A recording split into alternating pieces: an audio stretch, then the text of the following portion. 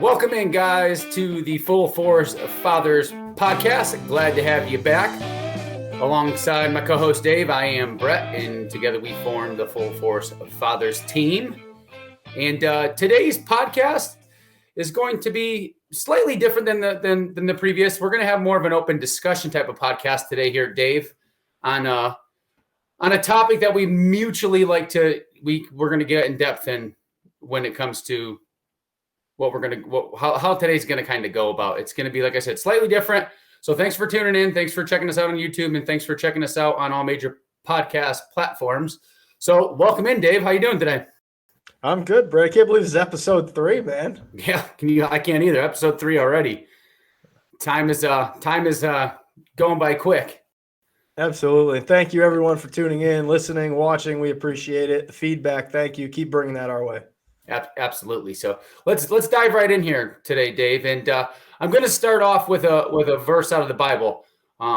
As you know, I'm big on Proverbs, and I read into them a lot. So we're going to start off today's episode with Proverb 22, verse 6. Okay, the proverb goes, "Start children off on the way they should go, and even when they are old, they will not turn from it." Dave, initial reaction. I mean, it's profound, right? I think it really just right out of the gate says, kids look at us for their future. They want to be a sponge from us, and they want to experience things, and we need to show them the right way to do things. The foundations that we set for them, the way in which we live, is what they see and how they're going to live moving forward, and how they grow through adolescence and into adulthood. Yeah, absolutely. I read it the same way, in the sense that we have to be the example. We have to set the standard for them.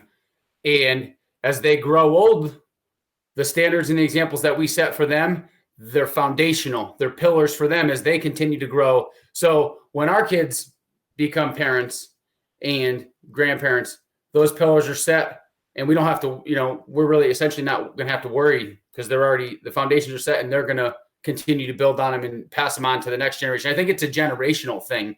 When I read it, how our fathers, who are very involved in our lives, set those standards that we live by today.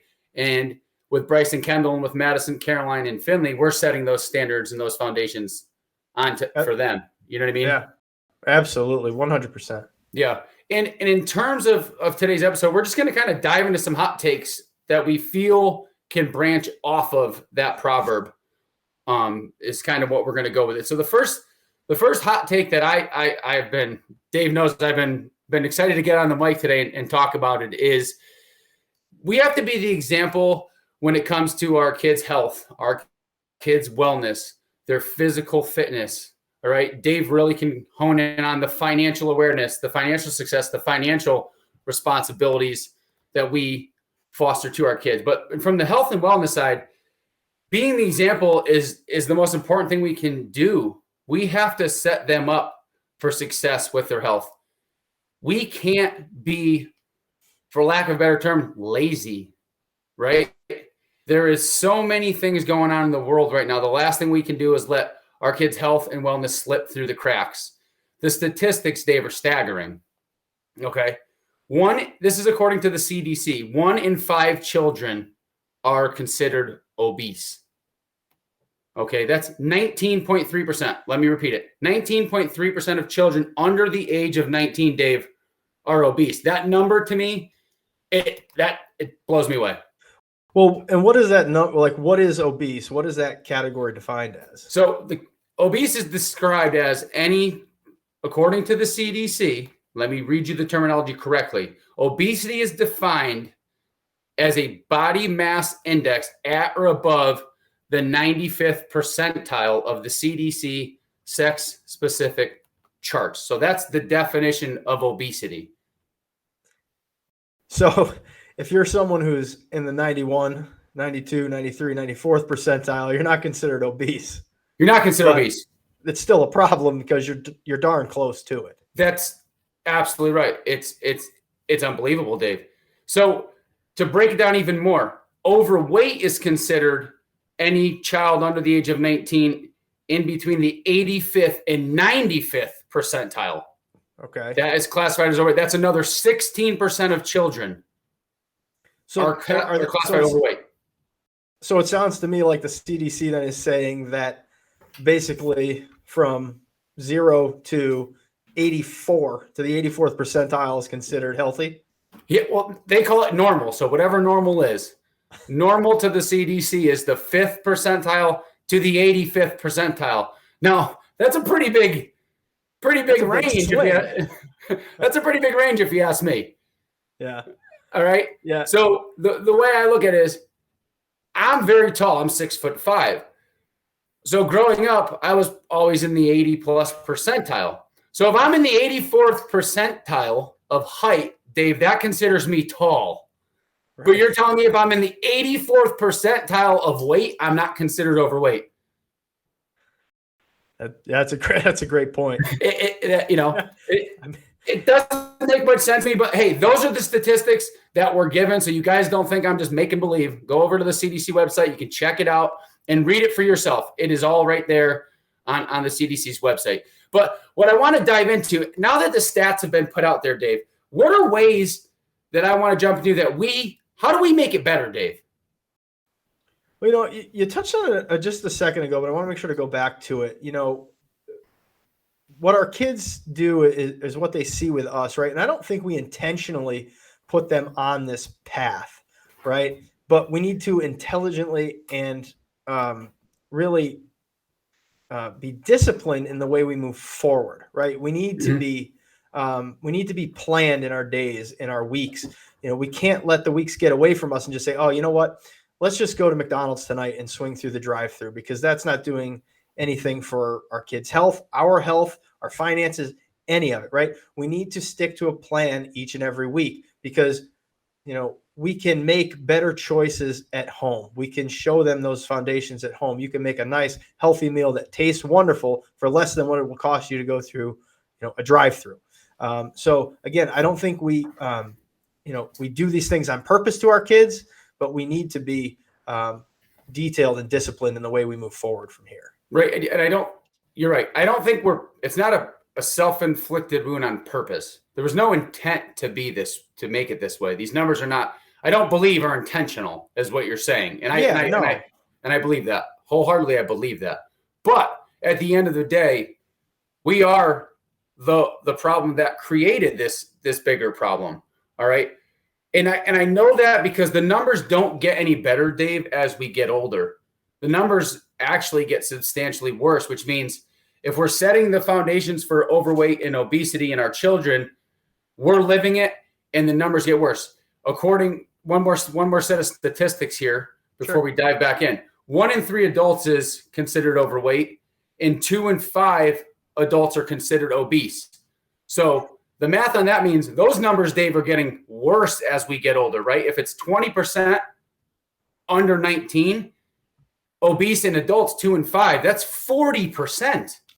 Yeah, it is. And that's because they're not learning the right habits, right? They see us and what we do. And if we're not exhibiting those habits, exercising and eating well, they're going to carry that on through their life. And that's what starts, compounding into stress eating and weight gain and all those other problems that come with that. Right. And in terms of the food, we can make those simple choices to fix it. It can be fixed. It's a grassroots effort, in my opinion, Dave, on how we can fix it.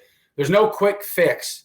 Just like if you're overweight as an adult and you need to lose weight and you want to get back in shape, you can't snap your fingers and all of a sudden you're back in shape. It's a long road. It's a long journey to get to the point where you need to be, where you consider yourself healthy and fit again. So, for all you parents out there that are listening and thinking, hey, well, what can I do? I work all the time. I don't spend enough time with them as it is. How can I make them better food? How can I make it easier? 3 quick things. Let's just take the 3 meals for an example, Dave. All right, let's go to breakfast. Stop feeding your kids sugary, processed cereals. They're chemical filled. They're garbage. Stop feeding them cereal. Take 10 minutes. Everybody's got 10 minutes. Make your kids some eggs. Cut up some fruit. Make them a smoothie. Oatmeal's better than some of the cereals. Most of the cereals, 95% of cereals on the shelf are garbage. Okay. Yeah. Breakfast. There's a simple fix with breakfast, Dave. And it's actually cheaper. It's cheaper to make eggs than it is to feed cereal. Oh, absolutely. And one of the things we do every week is on Sundays after we go to the grocery store, we prep all the fruit for the week for all of us, for myself, Casey, and the kids. We put them in either reusable cups or plastic bags, depending on how we need them for the week. That way, when breakfast rolls around, we can pull one out of the refrigerator. Kids have it. It takes 10 seconds to make that happen versus having to recut it every single day, right? It takes a lot of time and people are busy. So I get it, but you've got to make the plan ahead of time. Again, this goes back to what we were talking about on weekends, Sundays, making a plan and sticking to it. Do those things, get ahead of it for the week, because then it makes everything easier. You can do it for breakfast. Then you can take one, you can put it in their lunchbox and they can go off to school with it. And it took no time at all. Yeah, Sundays, and that ties into a lot of things. Sundays are preparation days, right? You're a big. I know Dave more so than I am you're a big proponent on preparation Sundays, right, Dave? Dave is much more of a meal prepper than I am, but he uses that Sunday time to focus and line up his week. Yeah, absolutely. I grocery shop on Sunday mornings. That's what I do. I take the flyer with me. I buy whatever's on sale because that's going to save me money. Sometimes we have a lot of chicken in the week. Sometimes we have a lot of vegetables in a week, fruits, depending on what's on sale, and you mix it up. But you got to strategically place it, right? You got to say, on Monday, I want this for dinner. On Tuesday, I want this for dinner, and so on through the entire week. You do the same thing for lunches. Maybe one day the kids get a sandwich. The next day, maybe it's soup that they can bring. And you got to do the same for yourself too. Maybe there's a day that you want to go out with some coworkers for lunch. Okay, so be it. But the rest of the days you need to make a plan. And the same goes true for breakfast. If you do that, it's going to save you money. It's going to save you time, and it's going to impact your health as well. Absolutely. So the three examples: breakfast, cut the cereals out, feed them healthy breakfast. Dave just touched on tip 2: pack your kids' lunch for school. I promise you, anything coming in on those trucks to the school cafeteria is not good for your kids. All right. Tip 3, Dave touched on that as well. The drive-through at any fast food restaurant is going to cost you $30 for a family of 4 minimum. You can buy vegetables and fruits for the week on that one night of $30 at a fast food restaurant, going through a drive-through. Make dinner at home. Not to mention, you're going to get family time. That's a completely extra benefit to it. Instead of your kids shoving down a Happy Meal in the back seat driving home, you're actually going to sit down at the dinner table and have real conversation and real memories and time with your kids and your family at the dinner table. Yeah, it's so impactful when you can spend that time with your kids and learn more about them, learn about the things that are happening in school, and just really have those honest conversations with them. It's remarkable when you don't have your phones near you. You're not distracted by that. You're not distracted by driving. All these different things that come into our daily lives, and really, the focus is on each other and building those memories, like you said. Yeah, absolutely. And to touch on the food aspect again, the grocery store. There's a great book out there. All my runners, a lot of you have read it, and I consider the diet portion of this book Bible to me. The book is called The Cool Impossible by Eric Orton.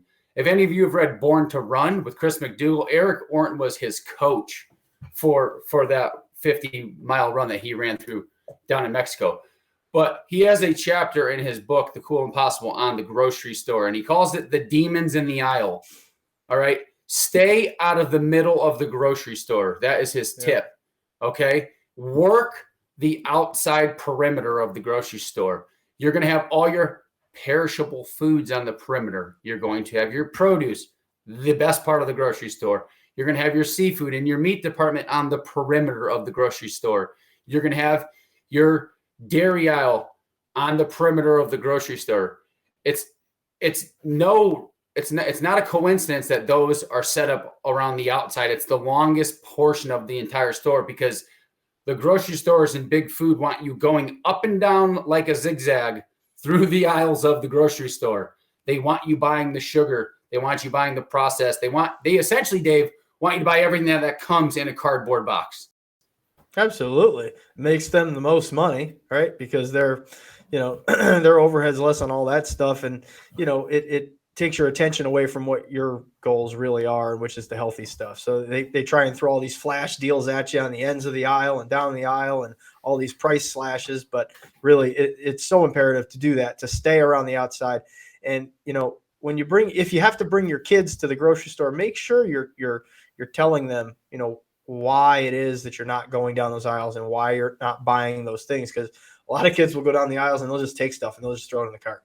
Then you get to the register and you're like, where did all this stuff actually come from? And you end up either buying it because at that point your kids are like, oh, we really want that, and you give in to your kids, or you're that guy who's loading up the cashier with all the stuff that you don't want anymore. Yeah. The kids are attracted to colorful boxes. Marketing is a genius tool. They know how to market to kids. If your kids watch a lot of television or kids channels on TV, they know what kids like. Big flashy colors. They know the superheroes in the commercials. They know exactly what draws the children. But it's a lesson in marketing 101, Dave. Yeah, absolutely. I mean, not only is screen time just not great for your kids anyway, they should be outside playing, getting fresh air and experiencing time with their friends and family. But, that's where they're seeing these things about these junk foods that are out there and fast food and things like that. So it's compounded by that. Yeah. And I don't want to, I probably sound a little bit like a drill sergeant, and I'm not. First of all, let's just put it straight out. I'm not a drill sergeant. I truly believe a 95-5 lifestyle is a great lifestyle to live when it comes to especially when it comes to your food choices. Okay. If you eat good 95% of the time, then you've kind of afforded yourself the 5% of junk. Everybody likes an Oreo or a piece of cake every once in a while. I promise you, my kid, yes, do we eat dinner at home every night, but there's still a day where they want a donut or they want a candy bar, and that's okay. It's just, it can't be 5% good, 95% bad, right? That equation has to be 95 good, 5% bad. Yeah, that can't be the norm. Those things need to be, the occasional thing that comes up because like, oh, I really want to go through and get a Happy Meal. Okay, cool. We've been great for, 3 weeks. It's Saturday. Sure. Why not? Give them, kids still need to be kids at the end of the day. We do need to recognize that. But again, it can't be all the time. No, you're right. It can't be all the time. It 100% can't be all the time. So, that's kind of my little portion that I wanted to really hit on the food aspect of those numbers when it comes to childhood, obesity, overweight kids. The other half of the equation when it comes to that, Dave, is activity. Kids need to be active. And there's a million ways for kids to be active. Absolutely. Yeah, I don't think you're talking about necessarily making sure kids are going out there and running half marathons and doing things like that. They just need to be outside. They need to be doing stuff. They need to participate in something. Let them experience the different sports that are out there. My daughter, she does karate. She's done karate for 4 years. And the class that she's in, it's a 45-minute class, 3 days a week. And the first 30 minutes of it are fitness related. They run in place. They do sit-ups, push-ups, stretches. They do 30 minutes of good, hard fitness activity. And then the last 15 minutes is karate. So, that's an opportunity. My son played football this year. That's another activity to get out and do and experience different things. And they're just getting exercise. It doesn't have to be exercise the way we exercise, going for long runs or hitting the gym. They just need to be moving. Mm-hmm. And variety is key. It's 100% key because growing up, Dad played pro baseball. I played a lot of basketball growing up. Madison, Caroline, and Finley could care less about a basketball. Okay. Don't be that dad because you want to carry on the tradition of your high school, you're going to force the sport that you played down your kids' throats. Don't do that. The most important thing is activity, then moving. All right. Let them try basketball. Let them try soccer. Let them try volleyball. They don't like any of that stuff. Let them try archery. Kendall does karate. There's a million activities for your kids to do to get exercise every single day, without it being forced upon them. Sometimes your kid, maybe your kid's going to end up being a BMX bike star. Let me tell you, there's plenty of physical fitness and cardiovascular exercise that comes with riding a bicycle or a skateboard, or, maybe your kid just loves the outdoors. Then if they love the outdoors, most likely you love the outdoors, go for hikes, go for just walks, but just get out there and make sure you're staying active with your kids. That at the end of the day, that's really what it comes down to is activity, Dave. Yeah, I mean, one of the things we do every night after dinner is we go for, like, Casey and I go for a walk, and the kids ride their bikes. And Mhm. we usually get 2.5, 3 miles in after dinner. I mean, what a great opportunity for them to have eaten dinner and then go out and get some activity and kind of burn some of that stuff up. Yeah, absolutely. If they end up loving the sport that you loved, that's great. Okay, it's a feather in your cap. But if they don't, that's also great. That's also great too. Yeah. You know. Yep. And so as far as activities go, to tie it back in with Proverbs 22, verse 6, where we are the example, right? We are the ones that are setting those foundations in place. It starts with us. If we're a couch potato, they're going to be a couch potato. All right. If we're drinking soda, they're going to want to drink soda. Dave mentioned earlier, they pay attention to every single thing we do, whether we believe it or not. Good or bad. Good or bad. Good or bad. If we're bad humans, and pardon my French, but if we treat humans like shit, they're going to do the same when they get older. They're sponges. Dave used the word sponge. They're sponges to everything that we do. Okay. And another important factor, besides health and wellness and physical activity, is finances. If I'm going to start this off, and I'm going to let Dave run with it because I have some questions that I want to ask him about it. But if just pretty much right to the point, Dave, if we're bad with our money, our kids are going to be bad with money. Am I correct with that? Yeah, 100%. It's just like everything else. If you don't show discipline in a category, especially with money, your kids aren't going to know the difference. They're going to think, money's endless. And the fact of the matter is it's not. And that's why, we as a nation have so much debt at this point, because people don't know how to manage money because they haven't been taught it. Mm-hmm. Now, what are some ways that we can help our kids make financially responsible choices? How can we help our kids in that respect? Well, I think it starts with teaching them to work, right? And for us, we started this at 3 years old with both of our kids, and it's been really impactful in their lives and how they sort of view money already. What I mean by that, teaching your kids to work, is we don't give our kids an allowance. A lot of times, I remember when I was growing up, parents and friends and myself, like, you'd get an allowance every week. You get $20 or, whatever it was. It's just a rough number. It didn't matter what you did. It was just an allowance. Like, hey, great, you're alive this week. Here's some money, right? but as you know, and I think all the fathers out there listening know, is that's not how life works. You get paid if you work. So we have chore charts for the kids at home, and they each have, a slew of chores. Maybe we'll say 8 to 10 each kid.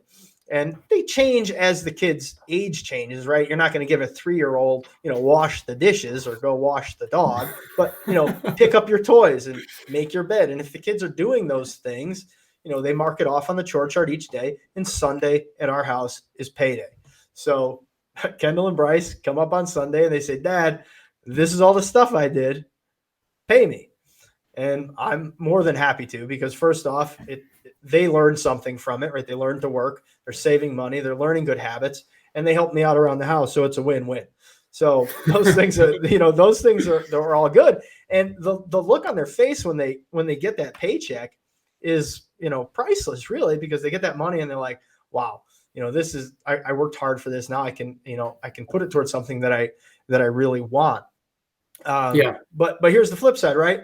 If they don't do the chores, they don't get paid.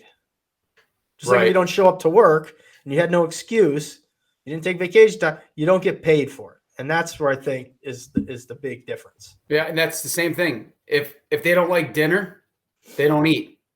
Yeah. I know a lot of people, that's going to make a lot of people angry, and that might push a lot of buttons with some parents out there. But there's two things you can never do with your kids. You cannot force feed your children. Okay, number one, you can't make them eat. And number two, if they don't like it, you cannot give in to the secondary option, okay?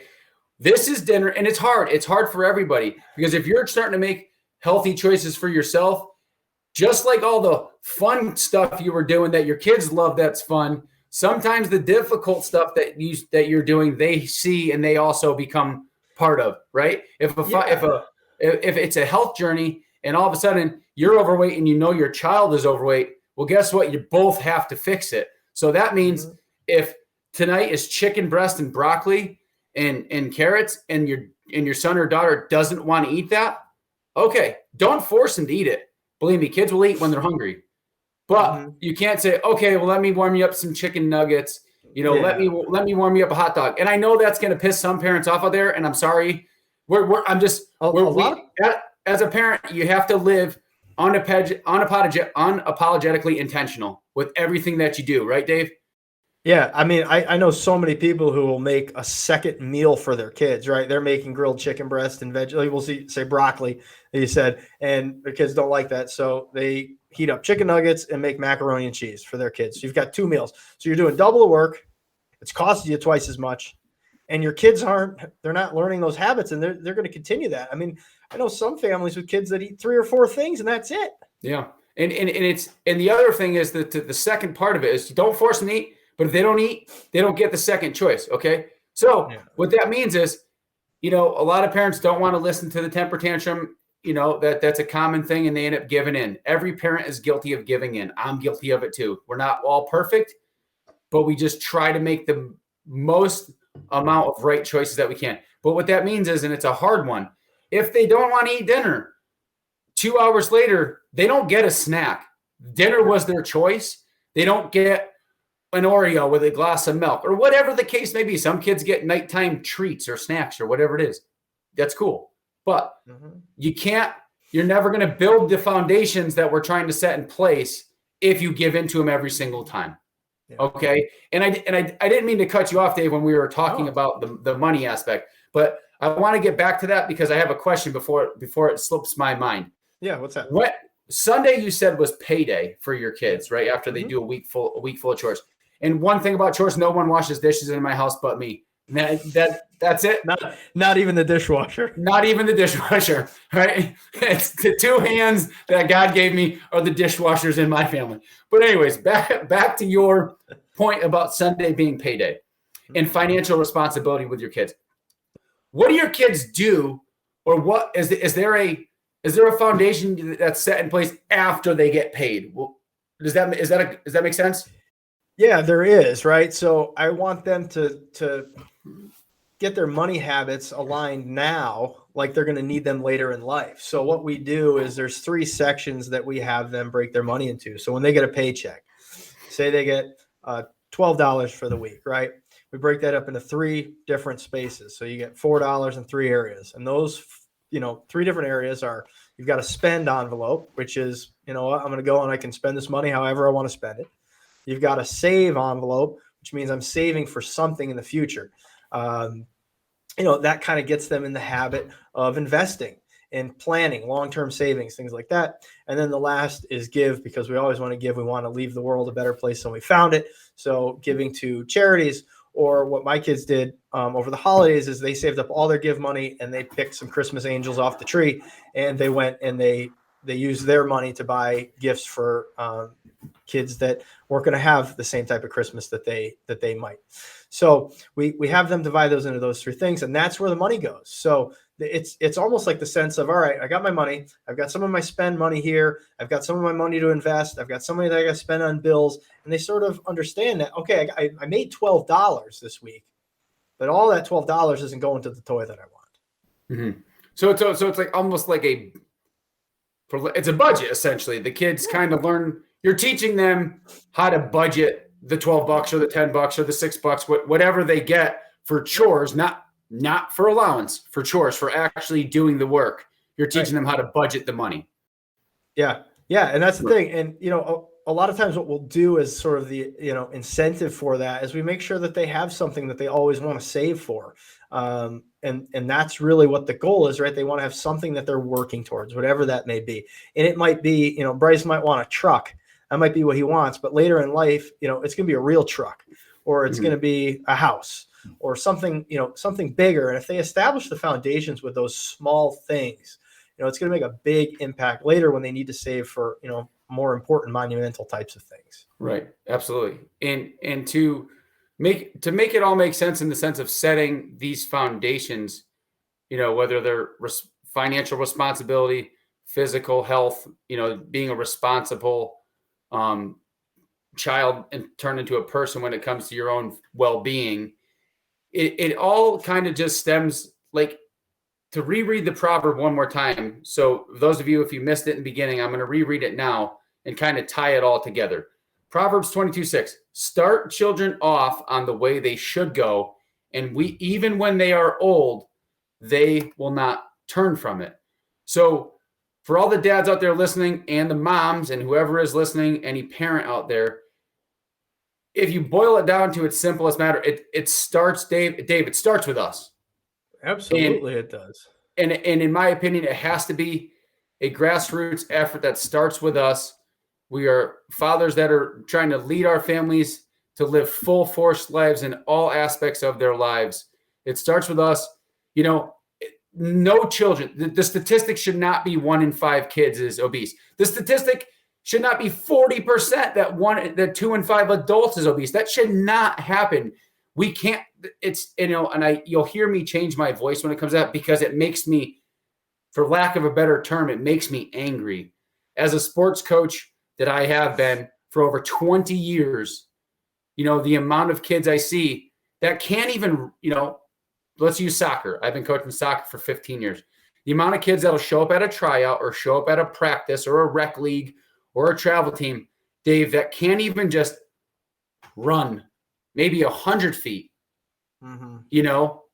It hurts me. It bothers me. And if I have to do it by myself, that's part of why Dave and I have brought Full Force Fathers to the forefront of our lives, is because we are in charge of trying to help our kids and our families get better every single day. Absolutely. There's one thing I wanted to say too, and I wrote it down so I didn't mess it up, right? But we're not trying to raise our best friend.